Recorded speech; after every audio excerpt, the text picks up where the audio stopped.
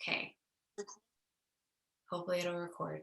Um, I've been reading this new book called The One Thing, and it's by Gary Keller, who is the Keller Construction, they make homes or whatever.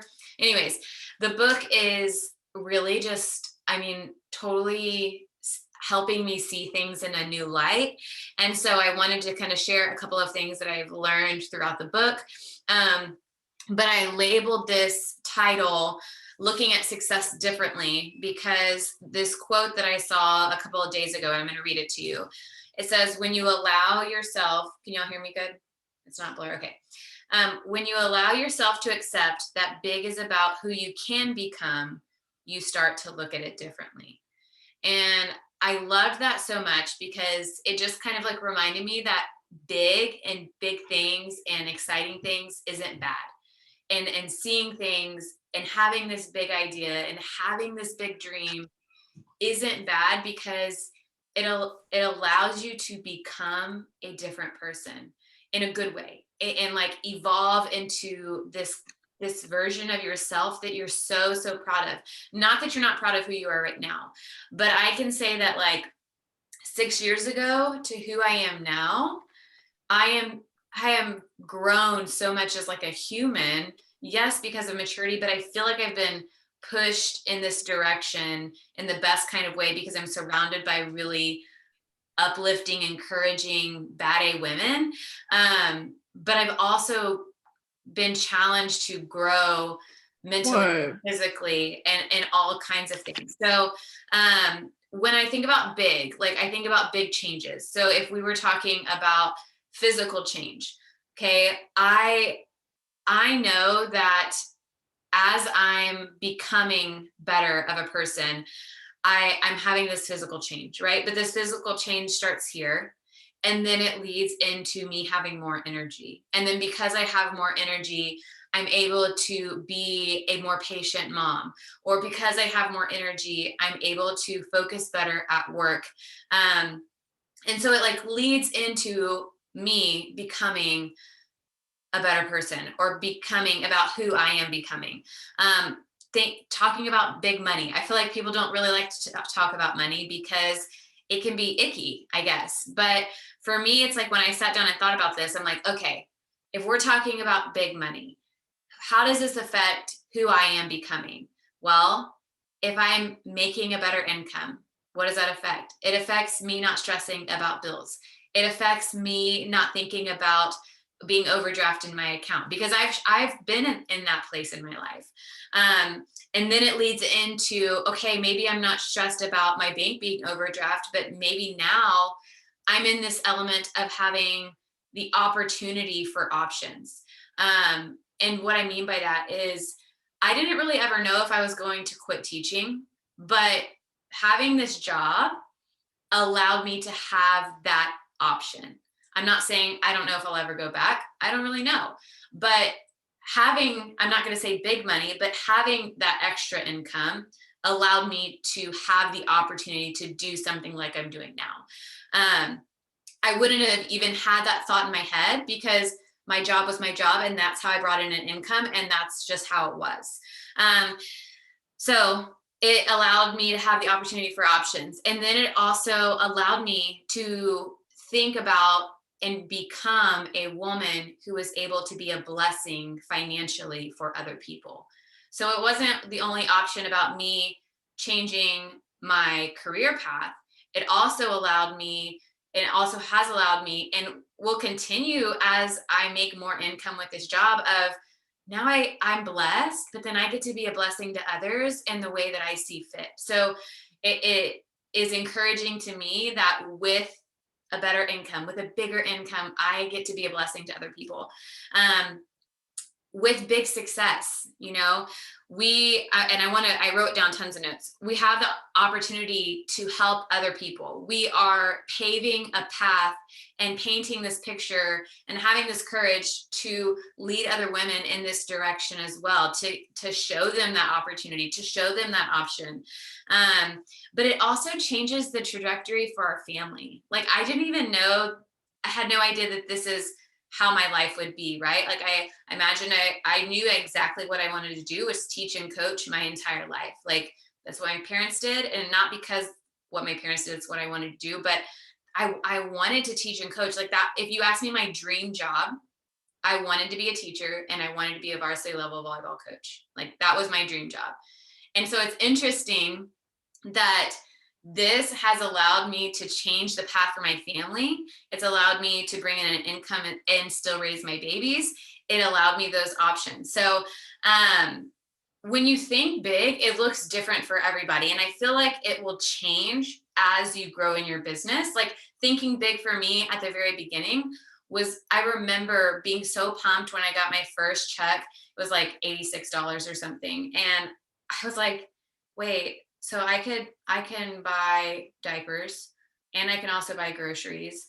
And then the next check I got, I was like, okay, wait, so I can actually pay my light bill. Like it was little things, right? That was like, I could cover the cost of my life. So it looks different for everybody, but I feel like when we have this bold idea, when we have these big thoughts and big ideas and big dreams, yes, it does look different for everybody, but what it should do is it should threaten your comfort zone. And I read that in the book and I was like, oh, yes. You know, it's like when we think about the big, we think about the scary, or we think about the exciting, it should threaten your comfort zone.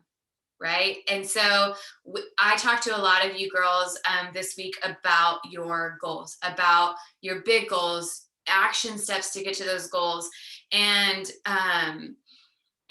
it's interesting because when I feel like I step out of my comfort zone, immediately what happens is doubt and fear. And like, okay, for instance, I have this team goal of us being a 7-star diamond team by the end of the year. And it's like kind of want to vomit. But immediately, instead of like, I was excited to say it. And then what my brain immediately did was, are they going to think I'm selfish? Is that too big of a goal? How much work is that going to take? Right. And I started like listing. And so it's like before I could even try, I was already like putting myself in this like where I couldn't go anywhere. Right. And that's what my brain did. And so what I read this past week was that it is going to threaten your comfort zone, but in that journey, it leads to great opportunity for change, opportunity for that big, exciting goal. And then you get to keep making those, right? So when I first started, I had like, I don't know about you, but when I first started this journey, I just had this like really big conviction in my heart, like this is what I needed to be doing. I didn't really know why. After watching my coach's story, it for 10 months and not saying anything, like I was that creeper. I finally like texted my coach and I was like, I'm doing this. I just knew that this is what I should be doing. Now I have this great conviction in my heart on the other side of this, to have that courage in my heart to lead people into this and to guide people through their journey and to invite people into this. So I'm curious, like, what is your conviction? And what is your reason that you keep showing up? What is your reason that you keep coming back? What is your reason that you're here right now? And I want that conviction to drive you. I want that to lead you. I want you to wake up and think in the morning, this is why I'm doing this. And I know for me, like that conviction in my heart is to help other women feel as good as I do. And then on the coaching side of this, to lead other women to have the opportunity for options. I'm not saying have the opportunity to be a stay-at-home mom or have the opportunity to do exactly what I'm doing, but have the opportunity to create that vision for themselves and then have the courage to be able to pass that along to other people. Because this is the kind of job that's like a ripple effect, right? So it's like you have enough courage to do something, which inspires you to share that with others. And then it just continues, right? So if you keep coming back and you keep showing up and you keep, maybe you're off for a couple of days and then you get back into it. Okay, why? Why are you here? And I want you to think about that, write it down, and then let that drive you on those days where you don't feel like showing up. or you're really tired. So I have 5 action steps for success. And I say success, I think these are really important things that you can think of, that hopefully will help kind of guide you in that right direction. So number one, and I'm going to read this. Number one is personal development. And it's so funny because every single summit that I went to, every single training you listen to, every single national wake up call, what does everybody talk about? Personal development. And it's like, I've been in this business for 6 years. And yes, I have read personal development off and on.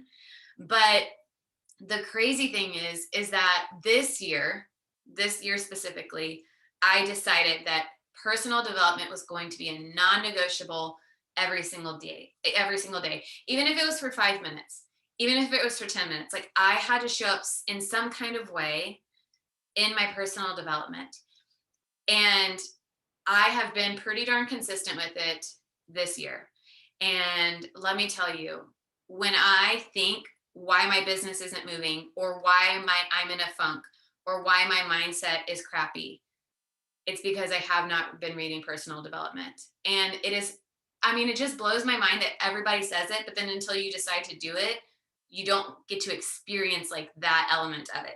So one of the things that I read in my book is that everybody has willpower, right? And your willpower is a renewable source, meaning it is limited. Your willpower is limited. And when I read this, it made me feel so good as like a human. Like, I don't know if anybody ever struggles with this, but I think sometimes, like, why am I not motivated to do that? Like, why am I not excited to message people? Or like, why do I not care to show up today? Like, I don't know. Do y'all ever feel like that? And I literally thought it was me. Like, I literally thought it was me being a lazy ass person. Like, I don't know. Like, I just was like, why am I like this? And why is she like that? And she can show up, but I can't. And I like would beat myself up thinking like, why can't I have that kind of motivation? And I would literally like think about this all the time. And then I don't know about you guys, but like when you're reading personal development and like they say something, it feels like they're speaking exactly to you. You're like, okay, that was for me. So it said that your willpower has a battery life. Okay, so it has to be recharged. So when you are doing something that requires a lot of willpower, then you're going to get to this point where you're going to either lose or you're going to go back to a default setting of yours. So meaning you had a stressful day at work, you were giving testing, or you had lots of clients, or you were on all kinds of like work calls, and you're like mentally, physically, emotionally, all these things exhausted, right? You have like this much willpower left. So chances are you're going to lose, or you're going to go back to like what your core is. And that just says like curl up in a ball, hide away. Don't get on social media. Like, and I was reading this, I'm like, oh my gosh, this is my default setting, right? And so you have to take action and make sure that you are recharging yourself. Sleep, eating right, personal development, like all those things are recharged because they're time for you. Okay, so make sure, yes, number one is personal development. But when I read that your willpower has a battery life, I was like, oh my gosh, it's so stinking true. The second thing is, what is your one thing? I want you to change your thinking and change your vocabulary from balancing life to prioritizing life. Because and so many times, like I'm writing out a post and I'm like finding the balance, and like, well, you know what? The balance is not really attainable. And I was, when I read that in the book, I was like, wait, what? Like, no, I want a balanced life. No, because when you're giving a lot of energy to one thing, there is going to be something else that maybe is a little off balance in your life. But that's okay, because you're working on more counterbalancing than just balancing. But change your vocab from balancing to prioritizing. So you're seeing your choice that you're making with complete clarity, okay? And you're seeing it clearly. So for me, this can be something as simple as I am focusing on the dishes right now. I'm focusing on the dishes. I'm not moving until the dishes get done. Boom, dishes are done. What else do I have to do? So I've like literally just this week, and this is why I'm telling you guys this, putting this into practice of focusing on the one thing. So what big results demand you to set priority and then act on it? All right. So my one thing that I decide to do in the morning is do my devotional and read my personal development immediately. Because for me, that is the one thing that gets my day started on the right track. So that's what I decided my one thing is. During the middle of the day, I have started setting a timer for 10 minutes for me to clear my brain and clean up my house before I sit down to work. But I literally have been making myself set it for 10 minutes, and I'm focusing on that one thing. And then when my timer goes off, I can focus on the next one thing. Because what was happening is that I was doing this and this and this, and then I wasn't getting anything done. And then I was pissed at the end of the day of why my house was a mess. I didn't get to work at all. And now it's 9 o'clock and I don't want to do anything, right? Because I just kind of like spent all day using all my willpower on all these little things. I hope this is making sense to you guys. When I was reading this book, I'm like mind blown at how effective. I don't know. Anyways, okay, I'm going to keep going. Number 3 is making sure your goal is clear. First of all, I want to give you the permission to dream big and to go and be excited about what you have that conviction in your heart for. And like I said, that looks different for everybody, but I want you to have that clear goal and then be excited about that. This is my next quote that I'm going to post on my Instagram, but it says, "We are kept from a goal, not by obstacles, but by a clear path to a lesser goal." And I was like, what? It's so crazy. I'm gonna read it again. "We are kept from a goal, not by obstacles, but by a clear path to a lesser goal." And that spoke to me so much because I was thinking, okay, what is your goal, Tiffany? Okay, so did you set that goal less because you were scared to work hard, or you were scared to succeed, or you were scared to fail and put that out there so you didn't want to say anything? So I'm curious is why, and I wrote this down. Why is your goal less? Because you don't want to work hard, because you don't want to fail, because you don't want to succeed. And he wrote that out, and I was like, okay, it depending on what my goal is and like what area of life, I feel like that could apply to different ones, right? But if I'm always leveling down, and that's where that comfort zone is, that's where that safety spot is, but at the end of the day, like I'm still not excited about it. And then I'm like, okay, I'm still showing up, I'm still like working, but I'm not getting anywhere. And so it's like, okay, well, why is my goal right here? Like, why did I set it down here? Why did I not have this exciting big goal and then get to work on it? And I feel like this is where you have to lean into the team. You have to have that goal for your business, tell it to somebody, and then get excited to work hard for it. And then the 4th thing that I have is do what matters most when your willpower is the highest. So what do you have to have your max battery charge to do? Do you not like inviting? Do it first. Do you hate working out after a hard days of work, so you're exhausted and you usually will put it off? Do it in the morning, right? So it's like when our battery is at full capacity, and maybe for you, like your full battery, your full brain, your full willpower is at lunchtime, and you have this like hour lunch break where that's like where your max capacity is. For me, it's always in the morning. And the reason being is because I haven't had to talk to anybody. So I can be like at full brain capacity after I've read my devotional, had a little me time, my energize is kicked in, and then I can get some work done. And what I've noticed is that when I decide to sleep in, or when Holden wakes me up, or I roll out of bed at 6:30, I feel like I'm waking up to somebody like not it like like uncharging my battery like immediately. And so you have to realize, when is your battery at its fullest capacity? What do you maybe not like doing the most? What takes a lot of effort from you? Then do it first. So I thought I had 5 things, but I have 4. So I don't want to just make something up. I have 4 action steps, not 5. But I don't know. I feel like this book is blowing my mind, and I wanted to share some things that have really spoken to my heart. Also have allowed me to think like, okay, I'm not a lazy piece of crap. Like there's a reason, there's a science behind my feelings and thoughts and motivation. I just have to do a better job of prioritizing and stop trying to balance every single thing in my life.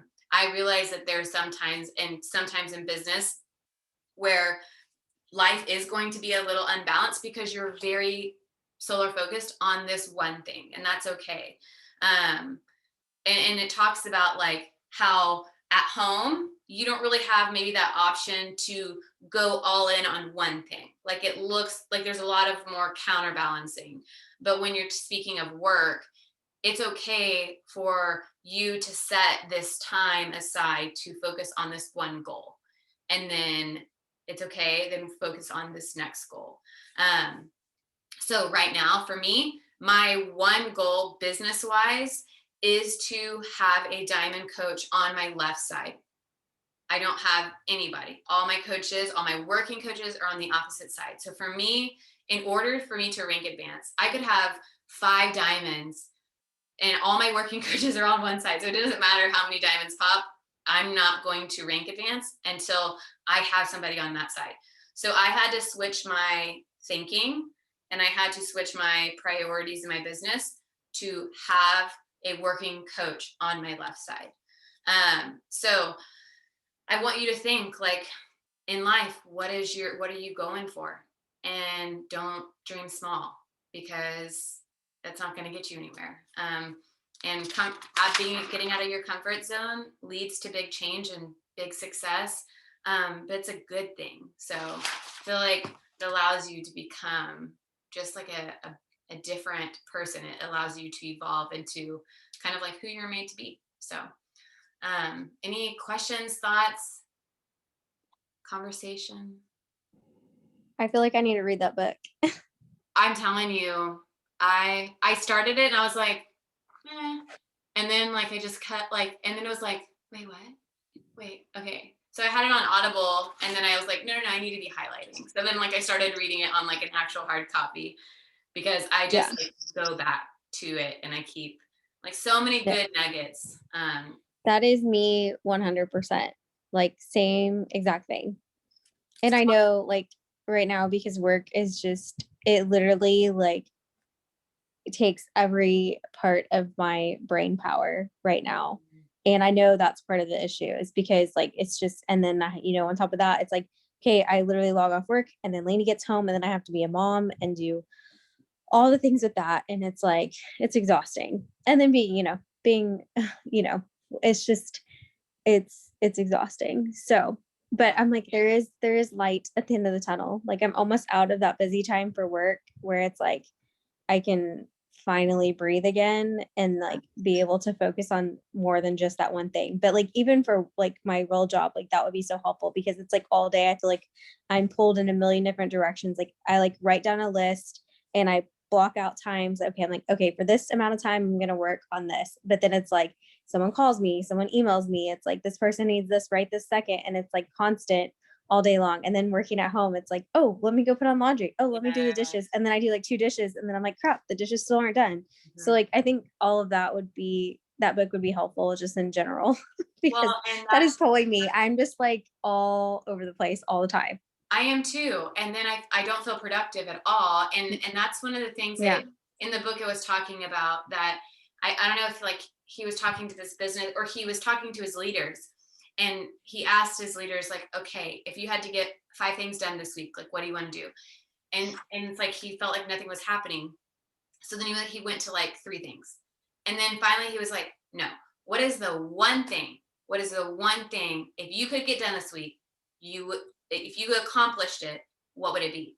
Okay, focus on that. And it's interesting that I was reading that, and then my mentor, Brittany, who did the call for us the other day, I was like telling her all these things that I wanted, right? It's like how my brain was thinking. She's like, okay, stop. What is your one goal? And I'm like, I don't know. Like, that's Oh, yeah. hard. And I'm like, she's like, no, one thing. Like, we're focusing on one thing. This is what you're wanting. So you have to focus in this direction. And then once you accomplish that, so my goal is to, for the next 2 months, I'm putting coaches on my left side for 2 months. Like, they're all going to my left, which is complete opposite of what I've been doing. But if I want to rank advance, like I have to have new people over there. So it's like when you get that clear vision of what you're doing, then I feel like you're able to make those action steps and like go for it, right? But for me, like I'm such a space cadet and like squirrel, so this book is literally bringing me life. Yeah. Anybody else? I'm like, I can't be the only one who I can't be the only one who feels like this, so I'm just gonna. No, I was like, that's all me right here. That's why we're friends. Good. Well, and I mean, it's just interesting how many like personal development books, how they're so different for everybody. And like, you read some, they're like, oh, that was good, but then you find those ones that are like, you keep like wanting to say like amen, or like, Yeah. That's me. Yeah. So it's called The One Thing by Gary Keller. I'm trying to finish it before we start The Gifts of Imperfection. Yeah. So, but I think that'll be a good one too. I really like her as an author. So, Becca, Where did you find that book? Not that I need another one. I've got like 2 that I'm waiting on that I just bought, but I tried to find it on Amazon and I couldn't find it. Amazon. Like I saw it, but it was bundled with another one. It was like $50 for these 2 books. I was like, For which one? It's like $11.35 or something. You're talking about The Gifts of Imperfection? yeah. Yeah, Yeah, I had a hard time finding it too. I ended up having to search it like a couple What? different ways. Yeah, It just I came ended up. up getting mine from Target. I bought mine from Amazon and it came with like a little workbook. I What? actually have it right here. That's cool. Yeah. So it was only like $15, I think, altogether. Yeah, I don't know why I'm So not they seeing have it. paperback for $6.96 on Prime, and then hardcover for $13.14 on Prime. Yeah, I'm like,